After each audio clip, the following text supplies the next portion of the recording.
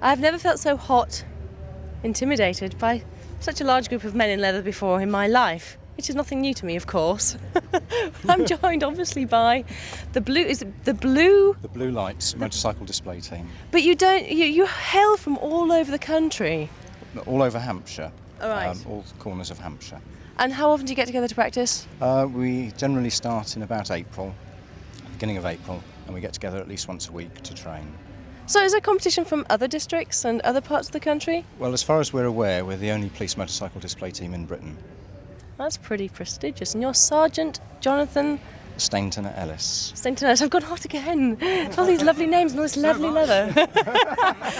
So tell me, how do you actually build up for such manoeuvres? I mean, goodness, is there crashes? We've had one or two very close calls. The team started in 1989, and we built up a series of manoeuvres from the word go at that point with the help of the Metropolitan Police display team. And it has evolved from that. And every year we try to change one or two manoeuvres to show the audience something different. But the idea of the manoeuvres is to develop the skill of the rider in his machine.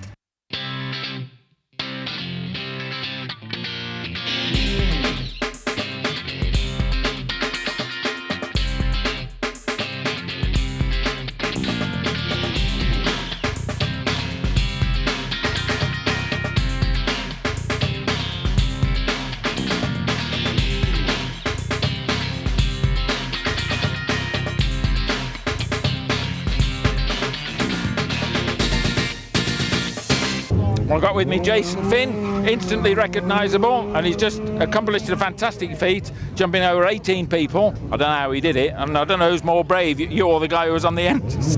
Oh, definitely the guy on the end. There's no braveness in my point. If I come down on him, I'm all right, so... Yeah, well, congratulations on the world record anyway. Cheers, what does it need to actually get that certified? Is it just the proof that it's been filmed? Yeah, just on film. You send it off and they have a look at it and they come back and they say, that goes through to the official world record. So as long as you've got it on camera and they can't see that it's been faked anyway. So. And you're a bit of a showman, aren't you? Saying, oh no, I can't do any more than 16, was it? You pulled a hit. Yeah, you got to do that. You just got to get the crowd going. They come here, they pay money to come in and watch you. So you've got to put on a good show, really, like doing it with Gary. He's best in the world at it, so it's good, really, doing it on a trials bike and working with him, doing my own thing, sort of thing. So look, all these brave souls who stretch themselves out in a line like a blooming group of sardines, how many more? Well, as you say, that was 18, so... you can't say really. 2 years' time I might be doing 30. You don't know what the bikes are like or what, so... But I'll aim for 22 by mid-part next year. Yeah. So... But be brave people then. Yeah. One last thing, or a couple of things. These stunts that you practice, I mean, these must take hours. Some of your new tricks. Well, new tricks really, because I do a lot of trials, exhibitions. Let them go by.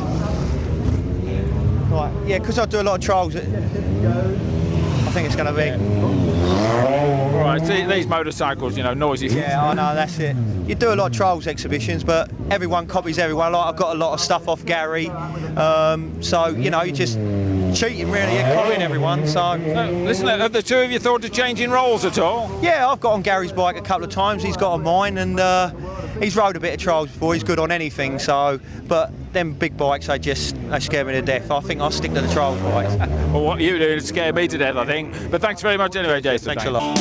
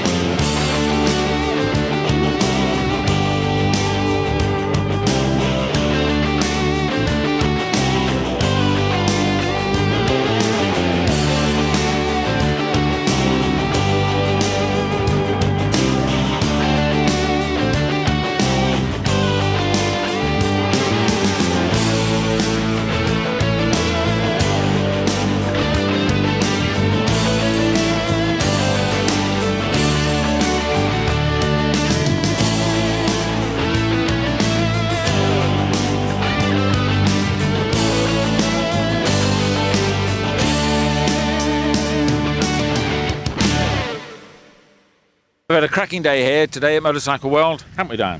It has. It's been brilliant. We're absolutely shattered, which is always a good sign of a good day out, I think. One-piece suits. Our customers, when they come in here, drive me absolutely crackers. Due to the fact, whatever they demand, you haven't got. They either want a blue, wrong shade of blue. They want a red, oh, it's no good, because I might change my bike next year. It's amazing the demands that one-piece suit people want. Take the average customer, for example. His questions... Hey mate, all right? What do you want? I heard you mention average customer. Yeah, but you're well below my average customer. I like you to be funny, is it? Yeah, not really, no. Right, come on. You'll do, I suppose. What we're looking at here, fancy suits, yeah. Yeah. Why? I never see you in a one-piece suit. I haven't got a one-piece suit. That's because I haven't given you one. You haven't? What a suit, right. No, I find them a bit sort of impractical, really. They are. I think they're terrible, because, but people want them. I mean, where am I going to carry my telephone and my wallet and bits and pieces on that? You can't do it. Very true. People ask for one-piece suits because they're either new to it or they go A, back to A again, and they've got a nice, bright, colourful GSXR, whatever, and really they just, as much as anything else, they look good. You know, and then of course you've got the fact that they're mimicking or they believe they're a racer, the Carl Fogarty or whoever. I don't think one-piece suits are practical. There is the drawback, no pockets and so on and so forth. In the case of these, with all the holes and everything, absolutely brilliant when the weather's beaming. You know, that leaves it down to 3 weeks of the year, and then the rest of the time they're freezing. There's a lot to be said, but it doesn't stop at that. If you want to look bright, colourful, look like you're in a one-piece suit, you can, because what we've got here is that, which is the jacket half.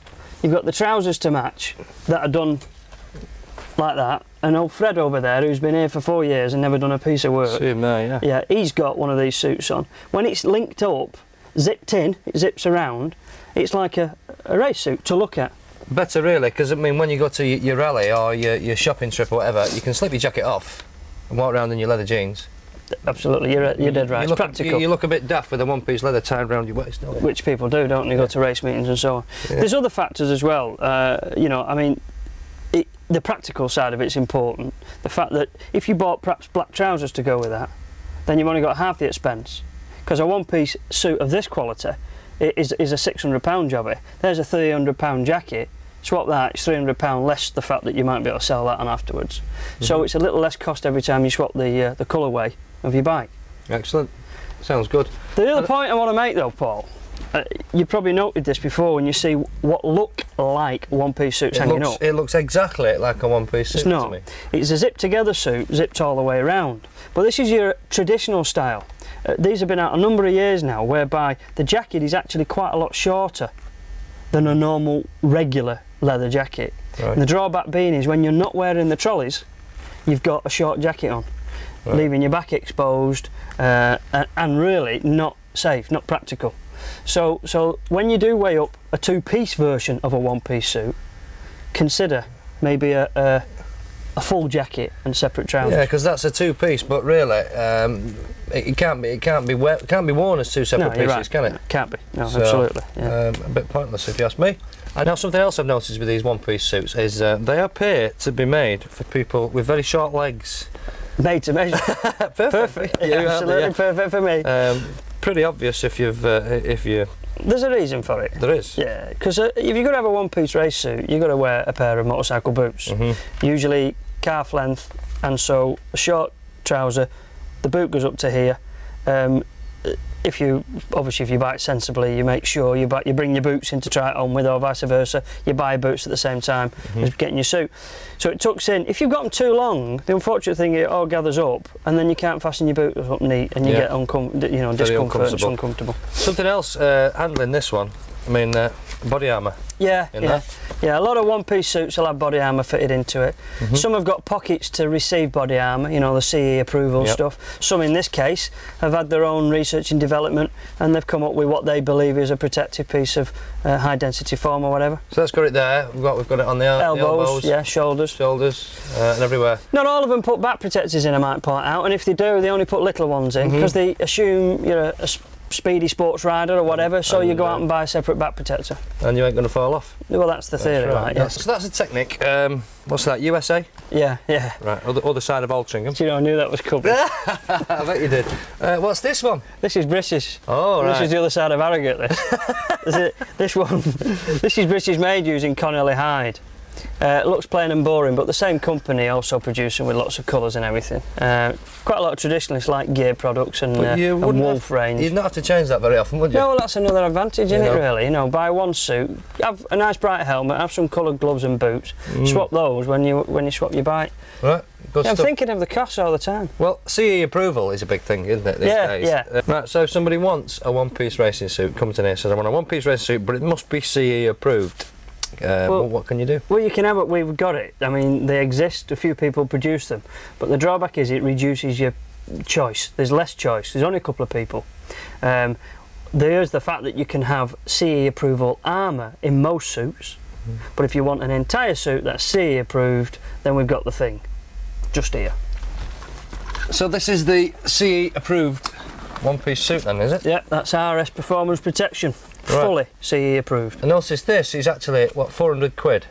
Doesn't sound too cheaper than some of the other fancy non-CE approved suits. Well, this is true, but Dr. Woods did point out when he tested some suits, some at £1,000 are not necessarily any better than some at £300. That's very true, yeah, you don't really know how good it's going to be until you test it properly. So they're quite nice, these suits. There's some nice colourful ones over there, but the most important question, what's it going to cost? And any chance of a little bit of discount? 250 quid to like 1,200 quid, and I'll discount the fact that you've asked that question. Oh.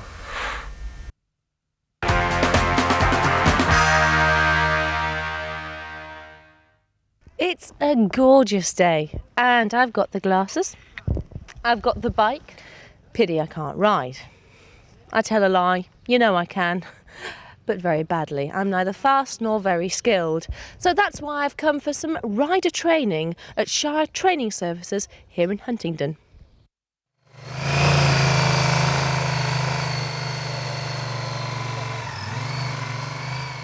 U-turns were never a really strong point of mine in my basic training. Now we're doing advanced rider training. I want to know what the difference is, and is it hopeful for me? Oh, I think you've got an excellent chance at the moment. We're doing quite well. It's a simple technique. It's not taught by many training schemes. It can be. The only fear is that you cut clutches if you don't teach it carefully. So what are we doing? What is the difference between this U-turn and a U-turn on the advanced rider training? What we're teaching is a technique in which you change the speed of the bike by varying the brake pressure instead of tinkering with clutch and throttle. What it does is to give you instant speed up with no delays, and that means you don't have to wobble the bars about and counter steer to try and balance. So it's a balancing technique, and then if you balance with a brake you can steer with the handlebars instead of balancing with the handlebars and going wherever it goes. It's a bit like a permanent hill start, isn't it? It is. It's effectively just a hill start technique, just applied to the entire circle, and it's just very effective. Thanks. I better give it a go.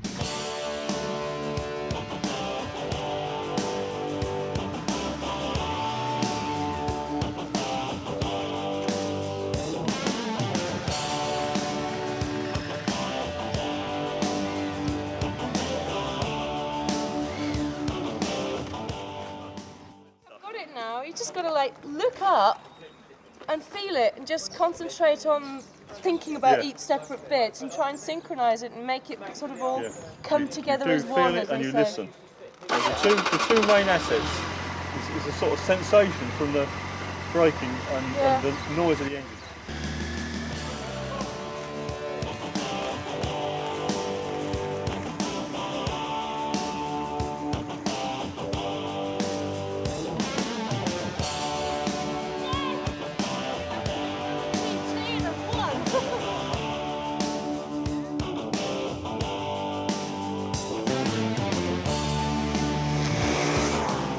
S-bends.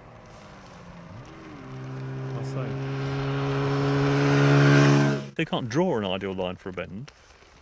You've got to have the real bends and a line that suits the lot. So the first problem was that the sort of hypothetical cornering didn't include all the other bends and didn't show any planning. How you do it is another ball game. Start off by learning what you can about that bend. Where you look is absolutely crucial. Most people haven't found this out actually, some have. If you looked straight ahead as you approach this bend, which lots of people do, then when you get to about where we're standing, a straight line vision would only be about 20 yards ahead and then the bend starts. And if you approach this bend at, well, let's say 60 miles an hour, it's a bit quick, but it gives you the figures nicely, 88 feet per second. Right? And you've got 60 feet left in front of you. 60 feet will take about 3/4 of a second. If you look in the highway code, the distances they use relate to 0.7 seconds as a reaction time. So in other words, what you've done by looking straight ahead is put yourself in a position here before you've reached the bend, where if you don't react now, you hit it. Do find out before you start approaching this bend what's behind you. If you're being followed by an XR3i with a Jack the Lad in it, it's quite interesting to know that. Lose more speed than you feel is necessary on that approach. Look at the bend severity. Find the sharpest part of that bend. It's not necessarily the end, but it usually is. Come down one more gear than you feel is necessary, right? Put some weight on your feet, not your bum, so that you can push the bike around. As you come into the bend, you look across the bend. Don't look where you were going, look across the bend, right? You look where you're going to go, not where you were. Once you can see down that straight, then you plan to come out against the gutter. So you go round that corner, looking at the end of the hedge, waiting for the view to open up, and then just drop it in. The next bend goes right anyway, so that's where you want to be. So you come in on the gutter, out to the centre line, in on the gutter, out to the centre line.